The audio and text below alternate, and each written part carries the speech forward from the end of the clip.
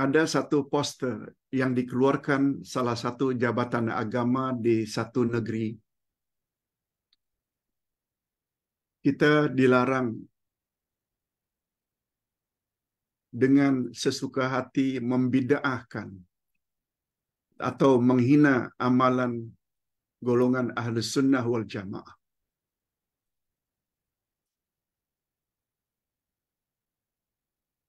Di antara contoh-contoh, jangan suka membid'ahkan. Membaca talqin, membaca Al-Quran di atas kubur, tahlil arwah atau kenduri arwah, amalan menghadiahkan pahala ibadat kepada si mati, kunut subuh, bacaan doa yang diaminkan setelah selesai salat fardu, tawasul, berzikir secara beramai-ramai, membaca surat Yasin malam Jumat, sembahyang tarawih 20 rakaat, sembahyang hajat secara berjamaah, menyapu muka selepas memberi salam, 2 kali azan pada hari Jumaat, melafazkan niat dalam ibadat. Lalu pejabat mufti tersebut melarang kita membid'ahkan. Sebab itu amalan orang ramai. Mohon pencerahan Pak Ustaz.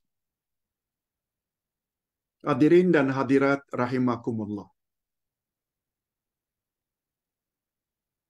Semua perkara yang disebutkan tadi adalah perkara khilaf.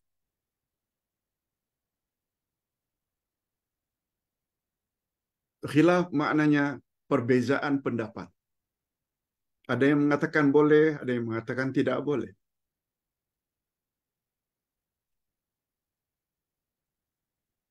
Bagi Ustaz, ada betulnya larangan itu. Larangan dari pejabat mufti tersebut ada benarnya. Sebab kita mesti tahu, perbezaan pandangan ini ada perbezaan yang asasi dan ada perbezaan yang bukan asas, yang kita boleh berbeza pendapat.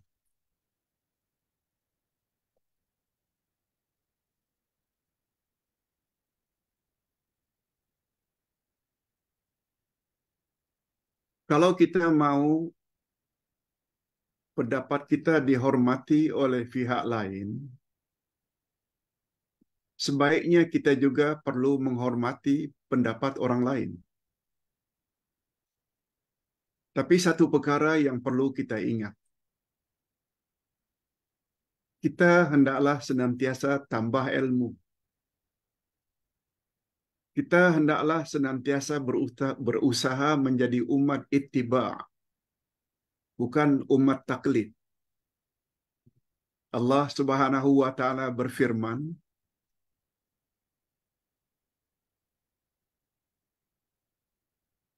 "Fabashshir ibadil ladzina yastami'una al-qawl fayattabi'una ahsana.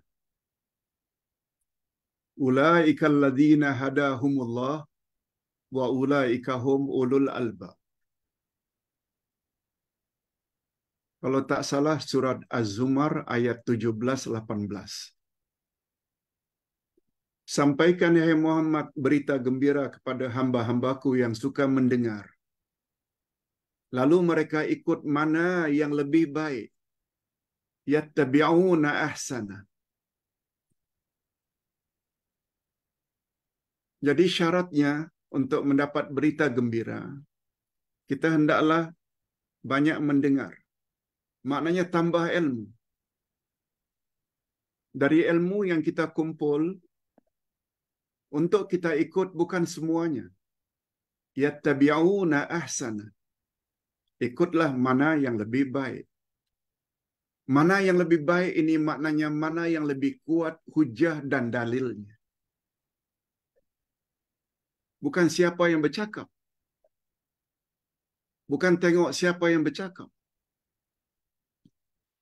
Sampai di mana kekuatan hujah dan dalil yang dia bawa.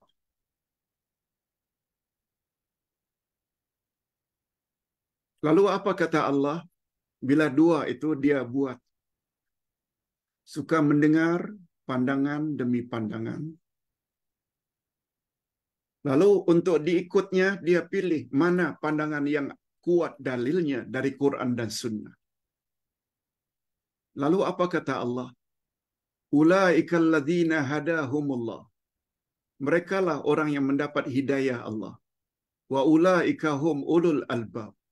Itulah orang-orang yang berfikiran waras.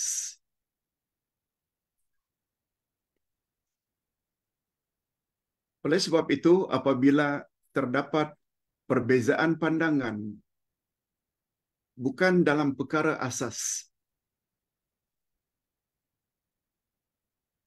kita disuruh supaya bertolak ansur. Tentang orang lain ikut pandangan yang lain, silakan. Tapi awak juga jangan marah saya kalau saya ikut pandangan yang lain. Karena menurut pandangan saya itu yang lebih kuat hujahnya. Malah orang yang mengikut dalil yang lebih kuat, itulah orang yang mendapat hidayah, kata Allah. Dan itulah orang yang berfikiran waras. Mengapa kita yang sudah tahu dalilnya lebih kuat, lalu kita ikut mana yang dalilnya tidak kuat? Sulit mendapat hidayah. Dan tidak termasuk ke dalam orang yang mempunyai akal yang waras.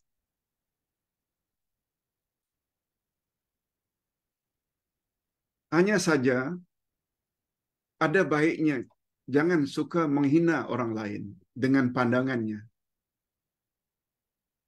Lana a'maluna walakum a'malukum.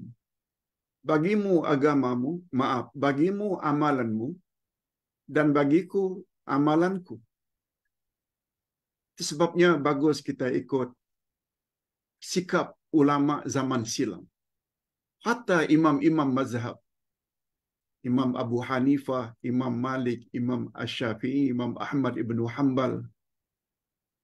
Mereka dengan bahasa sopan, kalau pandangan itu mereka tidak setuju, mereka hanya mengatakan, saya tidak berpendapat demikian.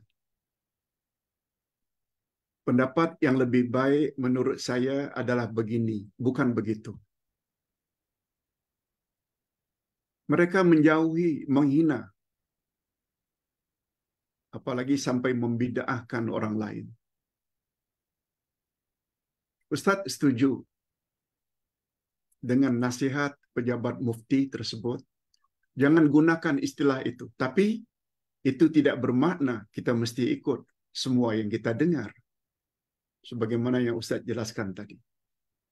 Mudah-mudahan jawaban singkat ini ada manfaatnya. Kita akhiri dengan doa. Alhamdulillahirabbil alamin. Wassalatu wassalamu ala asyrafil anbiya wal mursalin wa ala alihi wa sahbihi ajma'in. Rabbana zidna ilman nafi'a wa rizqan tayyiba wa amalan mutaqabbala. Ya Allah, tambahlah kepada kami ilmu yang bermanfaat, rezeki yang baik, halal lagi diberkati, dan amal-amal yang diterima. Allahumma anta rabbuna farzuqnal istiqamah. Ya Allah, Engkau adalah Tuhan kami, oleh sebab itu berilah kami sifat istiqamah, konsisten di atas kebenaran. Allahumma ja'alna minal ladzina yastami'una al-qawl fayattabi'una ahsana. Ya Allah, masuklah kami ke dalam golongan orang-orang yang suka mendengar perkataan atau menambah ilmu. Lalu kami ikut mana yang lebih baik atau mana yang lebih kuat hujah dan dalilnya. Sebab kami tahu ya Allah, Islam adalah agama ilmu, bukan agama taklid buta atau ikut-ikutan. Ya Allah, bantulah saudara-saudara kami di Palestin, menangkanlah perjuangan mereka. Engkau maha berkuasa ya Allah. Sebaliknya engkau hancurkanlah golongan Zionisme dan konco-konconya. Sebab engkau maha kuasa lagi maha bijaksana. Wa sallallahu ala nabiyyina Muhammad wa ala alihi wa sahbihi ajma'in.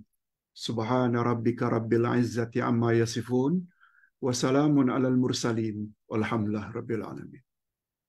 Subhanakallahumma wa bihamdik asyhadu an la ilaha illa anta astaghfiruka wa atubu ilaik. Wassalamualaikum warahmatullahi wabarakatuh.